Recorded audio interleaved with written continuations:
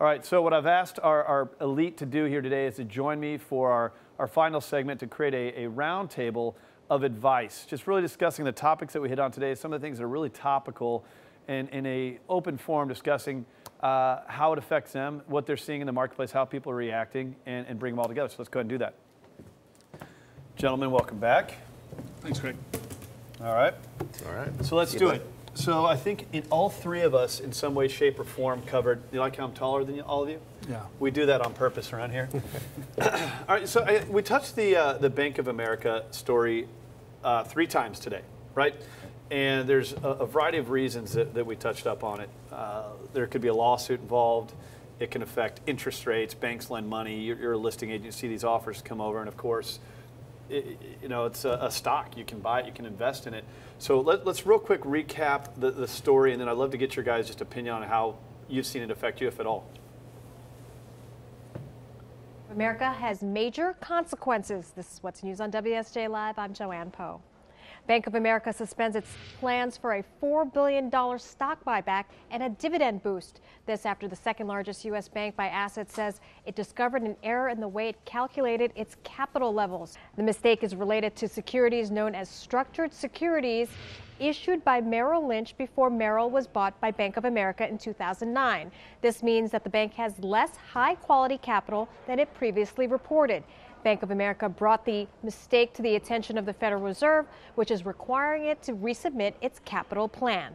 Another medical advance for cloning technology. Researchers say they have created an embryonic clone of a 32-year-old woman with type 1. So about the embryonic clone of the 32-year-old woman, Greg, we brought you specifically for this. I see Bank of America in the headlines a lot. I think the media has a lot of fun shredding them. But they bought Countrywide. They've had a lot of settlements. As a consumer, does this story really mean anything to me if I hold Bank of America? Well, they bought Merrill Lynch as well. That's part of how this happened. And Merrill Lynch had some very bad loans on its books, as well as you're aware of. There are a lot of lawsuits that went with that. But really, what you're looking at as a consumer and also just as a person in our economy is one of the largest entities that exists out there in banking making a math mistake. Well, it just proves how bad the transparency is in Wall Street. Wall Street's right. screwing Wall Street. It's a great story in a sense where the average consumer can look at, hey, demand a little bit more transparency. I mean, Bank of America can't even look at really what are the toxic assets when they bought it at Merrill Lynch. Yeah. I mean, the structured notes. You see these products all the time getting pitched to individuals that sound really good on the surface, but when you dive in underneath, it's all smoke and mirrors. Well, you get that out of politics, too. Of course. You get it out of politics. You can certainly get it out of the media. We're getting into campaign season. You're seeing a lot. I mean, you talk about transparency. Obama is supposed to be the most transparent president we've ever had. And, I mean, whether it's the IRS story or Benghazi, I'm not trying to make this a political point, but, I mean, that's what this country lacks. We lack transparency. You talked about it in financial advising earlier. I mean, explain the differences, again, in the way that you see advisors. I mean, there's so many people who have a financial plan right now that don't know the fees are getting hit, the commission rates. You got 10,000 products out there. I would say maybe 10, 20% of people really, truly understand what they're paying. I mean, if I'm constructing a portfolio, fees are such a huge drag on the overall performance. Yep. Right, so if you look at today's environment, the new normal, as Bill Gross said, right, when we're talking about interest rates, he's supposed to be the bond king. He is the largest mutual fund in the world. And if you look, he's at the 87th percentile. So he can't time markets. He can't pick what's going on. No one can foretell the future. So they come up with these elaborate products. And this happened back in 2008 when everyone lost a ton of money. And so Wall Street gets together, the insurance companies get together, and they say, hey, how about guarantees for the rest of your life? Who doesn't want guarantees for the rest of your life? But what are you truly paying for those guarantees? And run out the numbers. What's your internal rate of return is what you have to look at. Yeah. And as you look and uncover the onion or peel the onion, it gets ripe. It makes you cry. It does. That's what onions do. But you can't be an expert on everything. That's why you got to hire experts, because the truth of it is, what you just said really struck me. I listened to people that talked about stocks in the market, TV and everything else, and it's very cursory. They're always got a spin trying to sell you something. And do you really know what you're buying? It's something to think about. Right, and so that's why you need to demand the transparency. That's right. How's the advisor or broker getting paid? What are the fees, the costs inside of the overall product? How do you ask those questions, Joe? What are you getting paid? What are the fees and costs? You just straight up ask them. Yes. What if it's an uncomfortable question? Why wouldn't it be uncomfortable? It's your money. You have to ask those questions. You have, right? Yeah. If Kurt's selling me real estate, I mean, everything's transparent there, right? Well, here's your commission, here's that, it's black and white, and I sign it. It's very transparent in my So world. if I'm selling you this elaborate portfolio with a bunch of different products in it that sound really good on the surface, but then you ask, okay, well, how do you get paid? Oh, the insurance company pays me. I would run out the door. That's fraud. You pay the commissions. Yeah, interesting. Let's switch gears and talk about interest rates real quick. So we know we have a low interest rate environment. Greg, probably doesn't affect what you do with giving legal advice, but as far as obviously real estate market, certainly financial planning, let's take a look from this week. If you're looking at interest rates, they've been moving lower. Looking at intraday, you could clearly see. But let's hit all the highlights. We're hovering near the lowest yield of the year, as evident by the February chart. Going back a year, significant. We were in the low 160s about 1 year ago in May, and the historic low was July of 2012. To give you some comparison on the history of rates the last several years post-crisis. Last chart, this is wheat, 13-month high. I know there's a lot of people that want to make So whether it's short-term interest rates low or 30-year mortgage-backed security, 10-year treasury, a lot of this having to do with stimulus in the economy. We talked about how given QE3 tapering a bit, there's still free marketplace buying. But these stimulus packages, they probably help you as far as showing returns for clients. Well, I mean, as a financial... How would that help me, I guess? Well, I mean, if the market's all-time highs, I'm looking at the plan that Joe put together and it's up, that's a good thing, right? So I don't know if it necessarily... It's probably the wrong way to word it, but people are looking at their investments and probably pretty happy. Same with real estate right now. Well, it depends on what they're holding. Yeah. If I'm holding bonds, am I happy? I mean, you look at the interest rates, right, are all-time low. So if over the last 4 or 5 years, I've been here's how individuals invest: is that they forget about 2008 and they're like, I want everything in stocks when the market's up 35%. Right. But then when the market corrects, it's like, well, wait a minute, where was the bonds?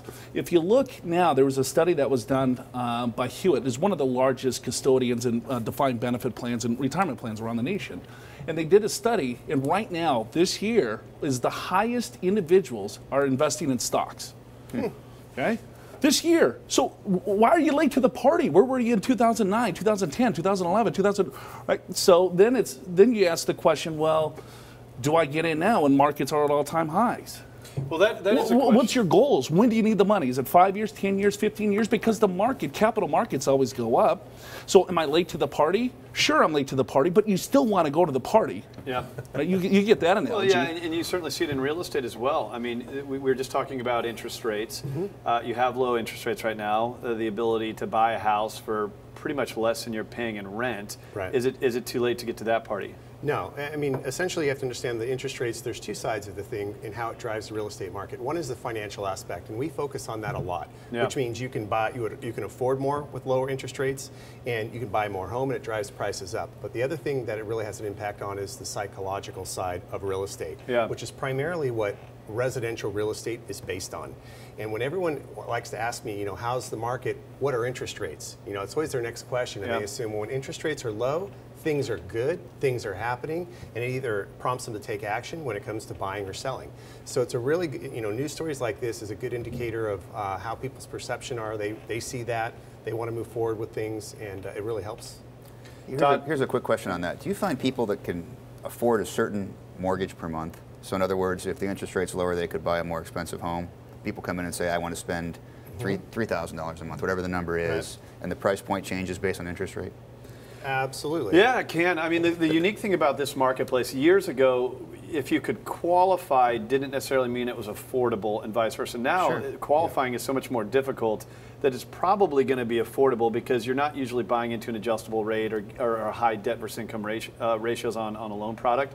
So usually as that thing moves, if it pushes you, if rates go up and it pushes you out of qualifying, well, it's obviously not comfortable. You don't even qualify. Sure. So it's a nice litmus test that wasn't there before.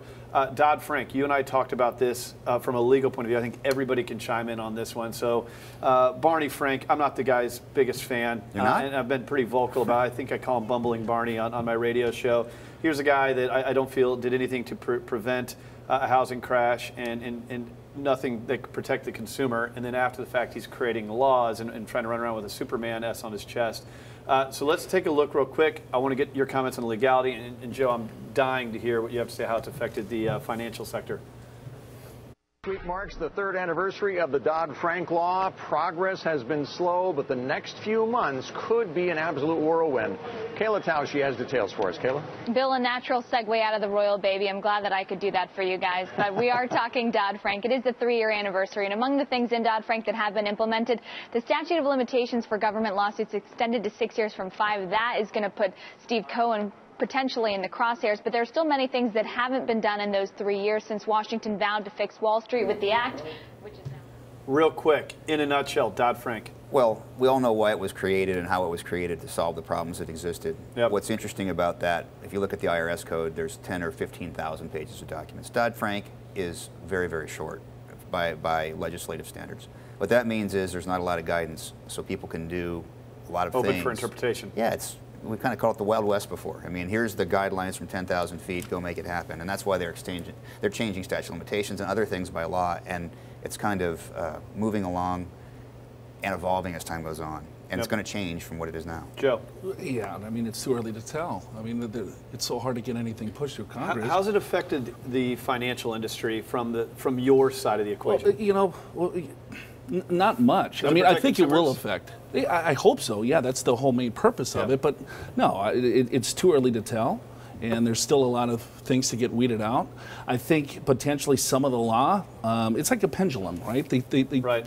And it might be spun too hard where it might hurt some small individual practitioners in our business that are fee only, trying to do the right thing, but that regulation costs might push them out of business, which I'm not a big fan of. Right. But get the big Wall Street firms, have them fined. I'm fine with that all day long. Yeah. I mean, we got to get Wall Street back to Main Street and get rid of all these crazy products and everything else. There's a fine balance. I mean, I position myself every day on a radio show as a consumer advocate, so there's nobody I want to go to bat for more than just the average hardworking American. The question is when the government gets involved, who I think creates some of these problems, I feel like their good intentions are just more power votes, or trying to get votes, more political plays. But are they really there to protect the consumer? And are there unintended consequences where, like, the good guy, the professional, or the small business can't keep up? And you're seeing that a lot. Guys, great panel. Got to end it today. Thanks for coming on the show and doing this roundtable with us. Thank you for tuning into the American Dream. We're going to be again here next Saturday at 10 a.m. Also, don't forget, every day, 6 p.m., KCBQ, 11:30 a.m. You can listen to the Craig Sewing Show. And never forget, we're here to answer any questions that you might have, facilitate any introductions. Visit me at craigsewing.com today. I'd be happy to help you there.